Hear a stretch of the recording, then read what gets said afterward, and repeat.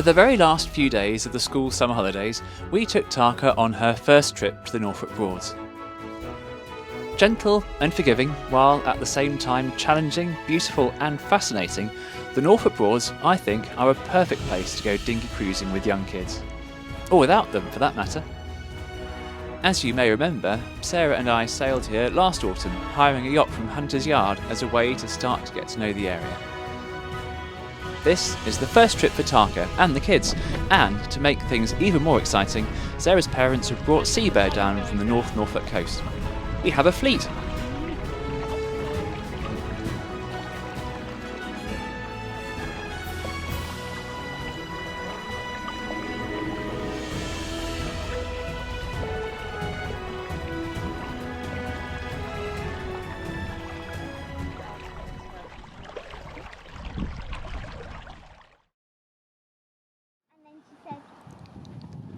You join us here at Horsey Wind Pump at lunchtime on the first day. Due to the wind direction, we had motored most of the way, so I didn't bother to record any of the outbound journey. After exploring the wind pump, which is the best preserved of the many old pumps that are scattered around the Broads and is run by the National Trust, we began the sail home back to Hickling for dinner at the Pleasure Boat Inn.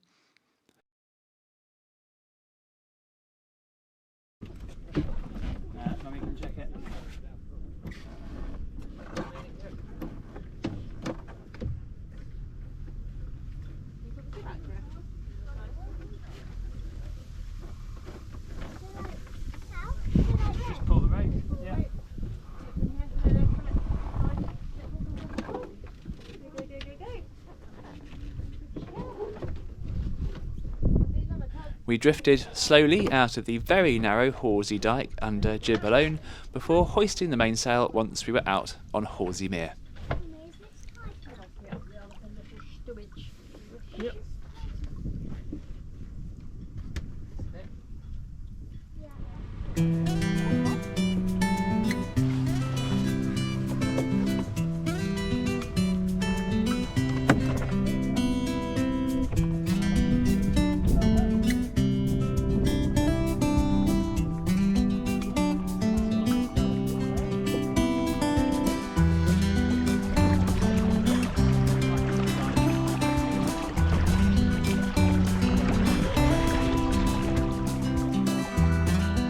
I wish we had stayed longer in Horsey Mere, just sailing around and exploring. It is a stunningly beautiful place, and was especially so on this perfect late summer afternoon, with a handful of sailing boats out enjoying the warm breeze.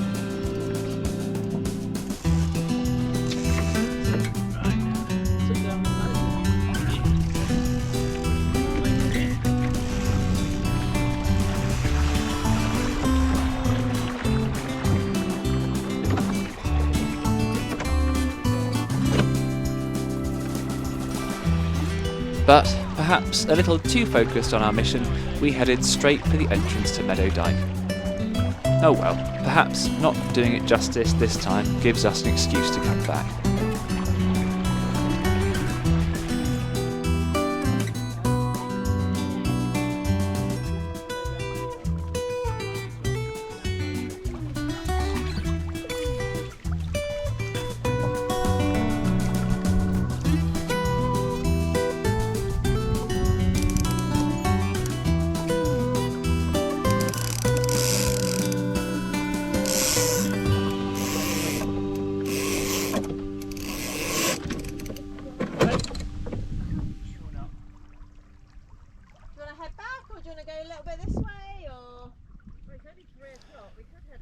Leaving Meadow Dyke, we realised that we did have plenty of time, and it was too nice an afternoon to waste by heading for the pub too quickly.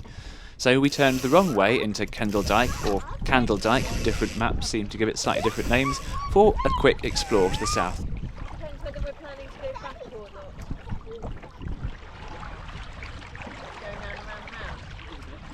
Before turning round, we nosed into the reeds to shake out the reef, not before time, and I was relieved to discover that, at last, Tarka did have the legs on Sea Bear. Tarka looks like she should be faster. She has a sleeker looking hull, a boom instead of a loose-fitted main, and generally looks a bit more modern and racy, but we have been so impressed by Seabear's sailing qualities that I was not convinced she would be faster. I can't deny it was, as I say, a bit of a relief when she sailed comfortably through Seabear's lee.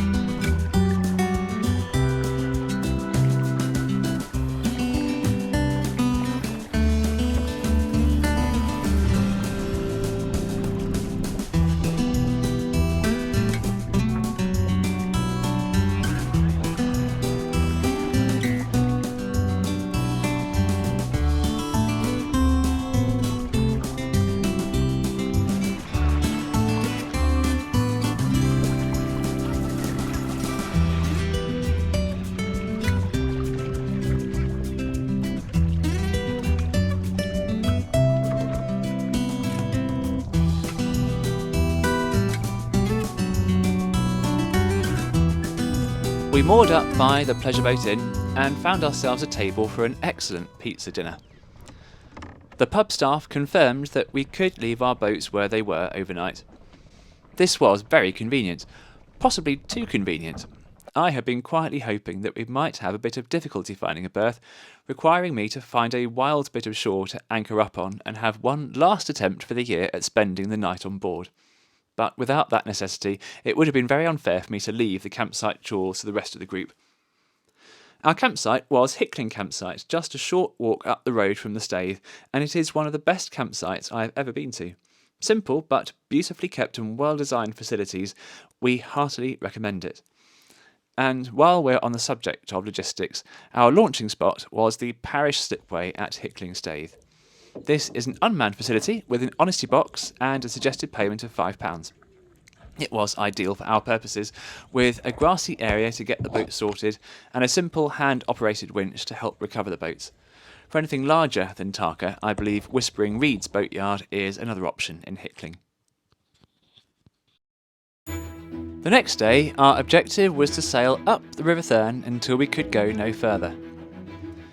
We passed Heigham Home's wind pump as we sailed briskly up the Thurne with the wind and current with us. The sail down Hickling Broad and Kendal Dyke to reach the Thurne had taken longer than I had thought it would. I had known it would be largely against the wind, but it was the strength of the tide that surprised me. I hadn't paid any attention to the tides at all on this trip, assuming that they would have had very little influence this far upstream. But I was wrong. They certainly need to be factored in if you were planning on not using an engine. After reaching Horsey wind pump the previous day, I had taken Tarka's engine off its mount and stowed it under the bench, hoping it would be able to stay there. In Kendal Dyke, Seabear went motoring ahead and then came back to offer us a tow, but met us just before we rounded the last corner. Having rendezvoused, we moored up on the bank for a snack and a tree climb for some, before continuing our expedition to the source of the River Thurne.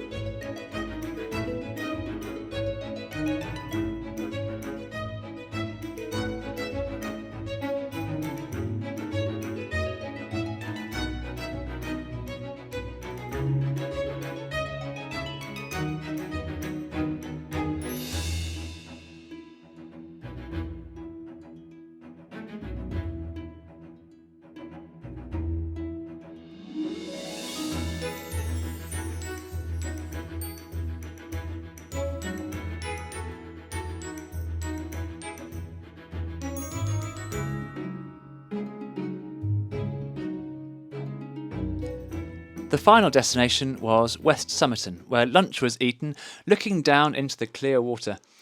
For the first time in our experience with the Broads, the riverbed had been visible for the last half mile or so of the sail. I wonder if this is a feature of other Broads rivers at the upper limit of their navigable lengths. And then it was time to set off again, back to Hickling for the last time. And as avid viewers of this channel will know, just a few weeks after this, Tarka would be off to the boat builders for some major overwinter work, future-proofing, so this was to be her last sail of 2024.